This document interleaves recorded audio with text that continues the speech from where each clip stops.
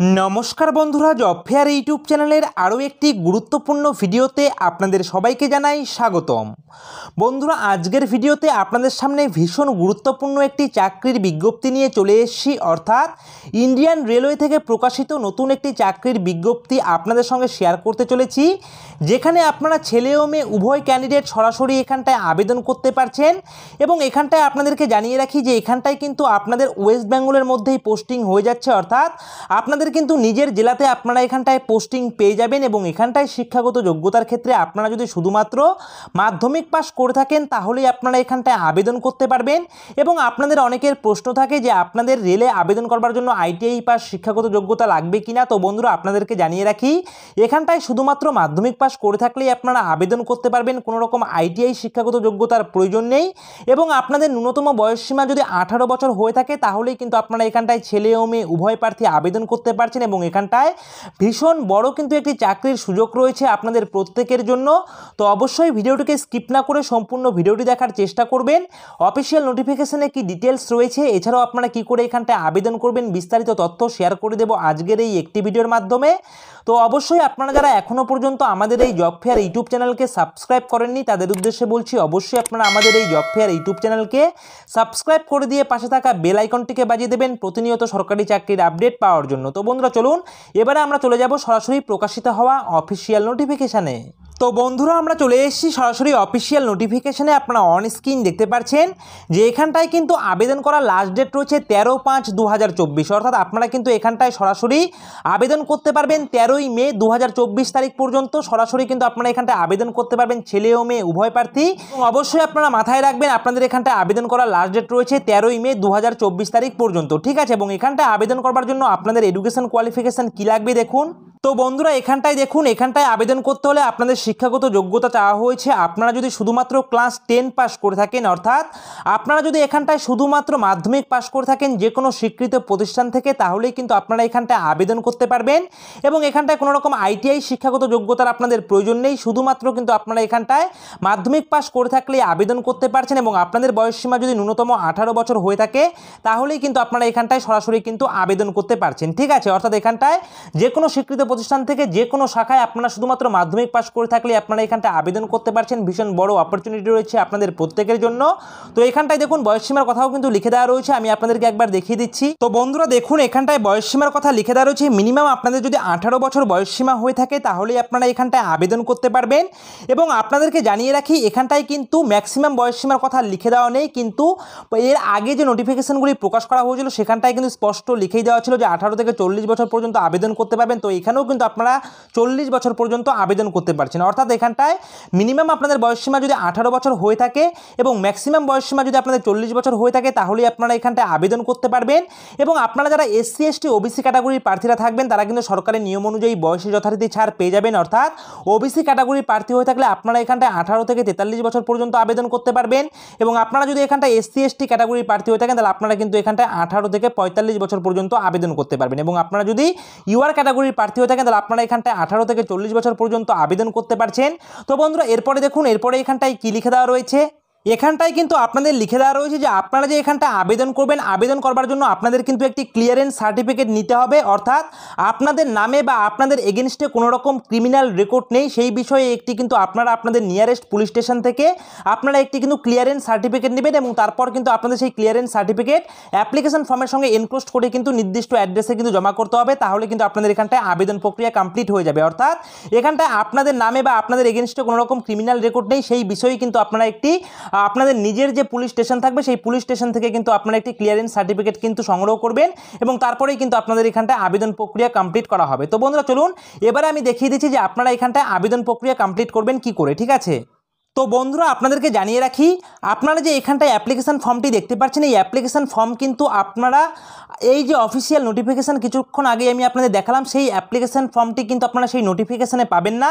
অর্থাৎ এখানটায় এর আগে যে সমস্ত স্টেশনগুলিতে রিক্রুট করা হচ্ছে সেই সমস্ত স্টেশনের কিন্তু অ্যাপ্লিকেশন ফর্ম আমি আপনাদের সঙ্গে দেখিয়ে দিচ্ছি। তো আপনাদের অ্যাপ্লিকেশন ফর্মটা কিন্তু নির্দিষ্ট অ্যাড্রেসে গিয়ে সেখান থেকে কিন্তু সংগ্রহ করতে হবে। অর্থাৎ আমরা কিন্তু প্রত্যেকদিনই আপনাদের বলে রাখি যে আপনারা আমাদের ভিডিও ডিসক্রিপশনে টেলিগ্রাম গ্রুপের লিঙ্ক পেয়ে যাবেন, সেখানে ক্লিক করে টেলিগ্রাম টেলিগ্রাম গ্রুপ থেকে আপনারা অফিসিয়াল নোটিফিকেশন থেকে ডাউনলোড করবেন। তো আপনাদেরকে জানিয়ে রাখি, এখানে কিন্তু আপনাদের কোনো রকম অ্যাপ্লিকেশন ফর্ম দেওয়া নেই। যে অ্যাপ্লিকেশন ফর্মটি আপনারা অন স্ক্রিন দেখতে পাচ্ছেন, এটা কিন্তু এর আগে যে আপনাদের স্টেশনগুলিতে রিক্রুট করা হয়েছে সেই সমস্ত স্টেশনের কিন্তু আমি অ্যাপ্লিকেশন ফর্মটা আপনাদের সঙ্গে শেয়ার করে দিয়েছি। ঠিক সেম কিন্তু আপনাদের একটি অ্যাপ্লিকেশন ফর্ম আপনাদের নির্দিষ্ট অ্যাড্রেস থেকে কিন্তু সংগ্রহ করতে হবে এবং এখানটায় কিন্তু সেম আপনাদের অ্যাপ্লিকেশন ফর্ম থাকবে। তো এই অ্যাপ্লিকেশন ফর্মটি আপনারা কী করে আবেদন করবেন সেই হিসাবে ডেমো কিন্তু আমি আপনাদের দেখিয়ে দিচ্ছি। তো দেখুন, অ্যাপ্লিকেশন ফর্মটিকে সংগ্রহ করার পর আপনারা কিন্তু সবার প্রথমেই পেয়ে যাবেন যিনি আবেদন করবেন তার নাম এখানটায় লিখতে হবে, অর্থাৎ এখানটায় কিন্তু ব্লক লেটারে তার নাম লিখে দেবেন যিনি আবেদন করবেন। ফাদার্স নেম এখানটায় লিখে দেবেন, যদি আপনারা বিবাহিতা মহিলা প্রার্থী হয়ে থাকেন তাহলে অবশ্যই হাজব্যান্ডের নাম লিখে দেবেন। ডেট অফ বার্থটা আপনারা এখানটায় লিখে দেবেন, সঙ্গে এজ প্রুফ হিসাবে কিন্তু আপনারা মাধ্যমিকের অ্যাডমিট কার্ড অথবা বার্থ সার্টিফিকেট কিন্তু অ্যাপ্লিকেশন ফর্মের সঙ্গে এনক্লোজ করবেন। সেক্স আপনারা লিখে নেবেন, পুরুষ হয়ে থাকলে মেল এবং মহিলা হয়ে থাকলে ফিমেল। এরপর লিখে দেওয়া রয়েছে কোয়ালিফিকেশনের সার্টিফিকেট কিন্তু আপনাদের অ্যাটাচ করতে হবে, এখানটায় লিখে দেবেন আপনারা এমপি পাস এবং আপনারা কিন্তু মাধ্যমিকের অ্যাডমিট কার্ড, তারপর মার্কশিট, তারপর সার্টিফিকেট, এই সমস্ত ডকুমেন্ট কিন্তু সেলফ অ্যাটেস্টেড করে অ্যাপ্লিকেশন ফর্মের সঙ্গে এনক্লোজ করে দেবেন। সঙ্গে আপনাদের রেসিডেন্সিয়াল সার্টিফিকেট কিন্তু সংগ্রহ করতে হবে আপনাদের ডিস্ট্রিক্ট ম্যাজিস্ট্রেটের তরফ থেকে অথবা এডিশনাল ডিস্ট্রিক্ট ম্যাজিস্ট্রেটের তরফ থেকে অথবা সাব ডিভিশন থেকে কিন্তু আপনাদের একটি কিন্তু রেসিডেন্ট সার্টিফিকেট কিন্তু নিতে হবে এবং সেটা কিন্তু নিয়ে এখানটা ইয়েস লিখে দিয়ে আপনারা কিন্তু অ্যাপ্লিকেশন ফর্মের সঙ্গে কিন্তু এনক্লোজ করে দেবেন। এছাড়াও এখানটা এক্সপিরিয়েন্স থাকলে দেবেন, আর না থাকলে কোনো রকম দেবার প্রয়োজন নেই। দেখুন লিখে দেওয়া হচ্ছে ইফ এনি, যদি থেকে থাকে এক্সপিরিয়েন্স তবে দেবেন, আর না থাকলে কোনো রকম কিছু দেবার প্রয়োজন নেই। এবং তারপর এখানটায় দেখতে পাচ্ছেন লিখে দেওয়া হচ্ছে সার্টিফিকেট ক্লিয়ারেন্স, অর্থাৎ এখানটায় আপনাদের কিন্তু পুলিশের কাছ থেকে নেওয়া যে আপনাদের ক্লিয়ারেন্স সার্টিফিকেট, যেটা আপনাদের নামে কোনো রকম ক্রিমিনাল রেকর্ড নেই সেই বিষয়ে ক্লিয়ারেন্স সার্টিফিকেট আপনাদের নিতে হবে, নিয়ে কিন্তু আপনারা এই অ্যাপ্লিকেশন ফর্মের সঙ্গে এনক্লোজ করে দেবেন। এবং এরপর দেখতে পাচ্ছেন আইডি প্রুফ হিসাবে এখানটায় আপনাদের আধার কার্ড অথবা ভোটার কার্ড অথবা এখানটায় যে কোনো ফটো আইডেন্টি প্রুফ হিসাবে প্যান কার্ড হতে পারে, পাসপোর্ট হতে পারে। তো সেই সমস্ত ডকুমেন্টের মধ্যে যে কোনো একটি ডকুমেন্ট আপনারা কিন্তু এই অ্যাপ্লিকেশন ফর্মের সঙ্গে এনক্লোজ করবেন। তো বন্ধুরা, এরপরে আপনারা কিন্তু একটি ভ্যালিড কন্ট্যাক্ট নাম্বার দিয়ে দেবেন, কারণ এই রিক্রুটমেন্ট সংক্রান্ত যাবতীয় এসএমএস কিন্তু আপনারা মোবাইল ফোনের মাধ্যমেই পেয়ে যাবেন। তো ভ্যালিড মোবাইল নাম্বার এখানটায় লিখে দেবেন। তারপর এখানটায় যে সমস্ত ডকুমেন্টগুলি আপনারা এনক্লোজ করবেন সেই সমস্ত ডকুমেন্টের নাম এখানটায় লিখে দেবেন, অর্থাৎ এজ প্রুফ হিসাবে আপনারা কিন্তু মাধ্যমিকের অ্যাডমিট কার্ড অথবা বার্থ সার্টিফিকেট দিতে পারেন। এছাড়াও আপনাদের কিন্তু মাধ্যমিকের মার্কশিট, তারপর সার্টিফিকেট, তারপর কিন্তু অ্যাডমিট কার্ড, এই সমস্ত আপনারা ডকুমেন্ট দেবেন। এছাড়াও আইডি প্রুফ হিসেবে আধার কার্ড, ভোটার কার্ড অথবা প্যান কার্ড যে কোনো একটি ডকুমেন্ট দিতে পারেন। তো যে সমস্ত ডকুমেন্টগুলি আপনারা দেবেন সেই সমস্ত ডকুমেন্টের নাম এখানটায় লিখে দেবেন। লিখে দেওয়ার পর একটু স্ক্রল ডাউন করবেন। স্ক্রল ডাউন করার পরে এখানটায় যিনি আবেদন করবেন তার কিন্তু রানিং হাতের সিগনেচার থাকতে হবে এবং এখানটায় প্লেসের নাম লিখে দেবেন এবং ডেট এখানটায় লিখে দেবেন। লিখে দেওয়ার পর এর সঙ্গে যাবতীয় ডকুমেন্টের জেরক্সকপি সেলফ অ্যাটেস্টেড করে এনক্লোজ করে দিয়ে একটি মুখবন্ধ খামের ভিতরে ঢুকিয়ে দিয়ে কিন্তু আপনাদের নির্দিষ্ট অ্যাড্রেসে গিয়ে কিন্তু আপনাদের সেখানকার ড্রপ বক্সে আপনাদের আবেদনপত্রটিকে সাবমিট করতে হবে, তাহলেই কিন্তু আপনাদের এখানটায় আবেদন প্রক্রিয়া কমপ্লিট হয়ে যাবে। তো বন্ধুরা, আমি আবারও আপনাদেরকে জানিয়ে রাখছি, এখানে যে অ্যাপ্লিকেশন ফর্মটি দেখতে পাচ্ছেন এই অ্যাপ্লিকেশন ফর্ম কিন্তু আপনাদেরকে প্রোভাইড করানো হবে না, কারণ আপনাদের কিন্তু এই অ্যাপ্লিকেশন ফর্মটি নির্দিষ্ট অ্যাড্রেস থেকে গিয়ে কিন্তু সংগ্রহ করতে হবে। তো কোন অ্যাড্রেস থেকে আপনারা অ্যাপ্লিকেশন ফর্ম সংগ্রহ করবেন এবং কত তারিখ পর্যন্ত আপনাদের এখানটায় অ্যাপ্লিকেশন ফর্ম দেওয়া হবে সেই বিষয়ে এবারে আমি আপনাদের জানিয়ে দিচ্ছি। তো বন্ধুরা, আপনাদেরকে কিন্তু অ্যাপ্লিকেশন ফর্ম দেওয়া হবে নির্দিষ্ট অ্যাড্রেস থেকে 12/4/2024 অর্থাৎ 12 এপ্রিল 2024 তারিখ থেকে শুরু করে 10ই মে 2024, অর্থাৎ এখানটায় 12 এপ্রিল 2024 তারিখ থেকে শুরু করে 10ই মে 2024 এই তারিখের মধ্যে কিন্তু আপনাদের অ্যাপ্লিকেশন ফর্ম দেওয়া হবে। তো আপনারা কি করবেন, এখানটায় আপনাদের কিন্তু অ্যাড্রেস লিখে দেওয়া রয়েছে, এই অ্যাড্রেসে গিয়ে সরাসরি কিন্তু আপনাদের অ্যাপ্লিকেশন ফর্ম কিন্তু সংগ্রহ করতে হবে এবং এখানটায় আপনাদের হলিডে এবং আপনাদের ছুটির দিনগুলি বাদ দিয়ে কিন্তু আপনারা যে কোনো দিনে চলে যাবেন এবং সেখানে গিয়ে কিন্তু আপনারা এই রিক্রুটমেন্টের কথা জানাবেন। তারপর কিন্তু সেখান থেকে আপনাদের অ্যাপ্লিকেশন ফর্ম কিন্তু প্রোভাইড করানো হবে এবং তারপর কিন্তু সেই অ্যাপ্লিকেশন ফর্মটিকে যেভাবে বললাম ঠিক সেভাবেই কিন্তু আপনারা ফিল আপ করে প্রপার ডিটেলস দিয়ে ফিল আপ করার পর যাবতীয় ডকুমেন্টের জেরক্সকপি সেলফ অ্যাটেস্টেড করে এনক্লোজ করে দিয়ে নির্দিষ্ট অ্যাড্রেসে গিয়ে কিন্তু জমা করতে হবে, তাহলেই কিন্তু আপনাদের এখানটায় আবেদন প্রক্রিয়া কমপ্লিট হয়ে যাবে। এবং এখানটায় দেখতেই পাচ্ছেন 12/4/2024 তারিখ থেকে 10ই মে 2024 তারিখ পর্যন্ত আপনাদের এখানটায় কিন্তু অ্যাপ্লিকেশন ফর্ম দেওয়া হবে। ঠিক আছে? তো বন্ধুরা, এরপরে দেখুন, এরপরে এখানটায় কি লিখে দেওয়া রয়েছে, এরপরে এখানটায় কিন্তু আপনারা দেখতেই পাচ্ছেন লিখে দেওয়া রয়েছে যে আপনারা এখানটায় যারা যারা আবেদন করবেন, আবেদন করার পর কিন্তু এখানটায় দেখতে পাচ্ছেন লিখে দেওয়া রয়েছে যেই ডিস্ট্রিক্টের স্টেশনে এখানটায় রিক্রুট করা হচ্ছে সেই সমস্ত ডিস্ট্রিক্টের কিন্তু আপনারা লোকাল ব্লক বা লোকাল তহসিল বা লোকাল মন্ডল থেকেও কিন্তু আপনারা এখানটায় আবেদন করতে পারবেন, ছেলে ও মেয়ে উভয় প্রার্থী। এবং এখানটায় লিখে দেওয়া রয়েছে আপনাদের কোনো কারণে, অর্থাৎ যে ইনকেস যদি এখানটায় সুইটেবল ক্যান্ডিডেট পাওয়া না যায় তাহলে কিন্তু যে সমস্ত প্রার্থীরা পার্শ্বস্থ জেলা থেকে এখানটায় আবেদন করবেন বা পার্শ্বস্থ ব্লক থেকে আবেদন করবেন, পার্শ্বস্থ তহসিল থেকে আবেদন করবেন বা মন্ডল থেকে আবেদন করবেন, তাদেরকে কিন্তু এখানটায় চান্স দেওয়া হবে, অর্থাৎ সুযোগ কিন্তু দেওয়া হবে। যদি ইনকেস দেখা যায় যে আপনারা যারা যারা এখানটায় আবেদন করবেন তাদের মধ্যে যদি যোগ্য প্রার্থী না পাওয়া যায়, তাহলে আপনাদের মধ্যে যারা যারা এখানটায় পার্শ্বস্থ জেলা বা পার্শ্বস্থ এখানটায় ব্লক, পার্শ্বস্থ তহসিল বা পার্শ্বস্থ মণ্ডল থেকে যারা যারা আবেদন করবেন তারা কিন্তু এখানটায় সুযোগ পেয়ে যাবেন, সেই বিষয়ে কিন্তু এখানটায় স্পষ্ট করে লিখে দেওয়া রয়েছে, আপনারা কিন্তু অন স্ক্রিন দেখতে পারছেন। ঠিক আছে, এবং এখানটায় দেখতেই পারছেন শুধুমাত্র মাধ্যমিক পাস করে থাকলে আবেদন করতে পারবেন, এবং বয়সসীমা যদি আপনাদের 18 বছর ন্যূনতম হয়ে থাকে তাহলে কিন্তু আপনারা এখানটায় সরাসরি আবেদন করতে পারছেন। ঠিক আছে, তো বন্ধুরা এখানটায় দেখুন, এখানটায় কিন্তু লিখেই দেওয়া রয়েছে যে no application will be entered after the closing date. তো বন্ধুরা এখানটায় আপনাদের কিন্তু 10ই মে 2024 এই তারিখ পর্যন্ত কিন্তু আপনাদের অ্যাপ্লিকেশন ফর্ম দেওয়া হবে, এবং আপনাদের লাস্ট ডেট এখানটায় আবেদন করার রয়েছে কিন্তু 13/5/2024, অর্থাৎ 13ই মে 2024 তারিখ পর্যন্ত আপনারা আবেদন করতে পারবেন, এবং 10ই মে 2024 তারিখ পর্যন্ত কিন্তু আপনারা অ্যাপ্লিকেশন ফর্ম সংগ্রহ করতে পারবেন।